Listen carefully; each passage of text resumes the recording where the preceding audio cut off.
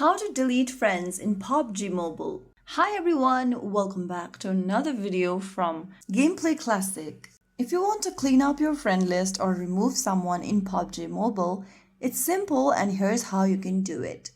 First, open up the PUBG Mobile game on your device and wait for the main lobby screen to load. Once you're inside this lobby screen, go to the Friends tab on the top left. Once you're inside this expanded menu, go to the upper right corner and tap the three dots. Now click on Delete and choose the friend you want to delete from the list. After selecting the friend, click on Delete at the bottom right and click OK in the pop-up. Right after you do that, you'll be able to delete your friends in PUBG. Repeat this step to delete every other friend you no longer want to connect to or keep in your friend list. Remember, removing friends does not block them. They can still send requests or messages to you. So there you have successfully deleted a friend in PUBG. If you found the video helpful, don't forget to like, share and subscribe to our channel.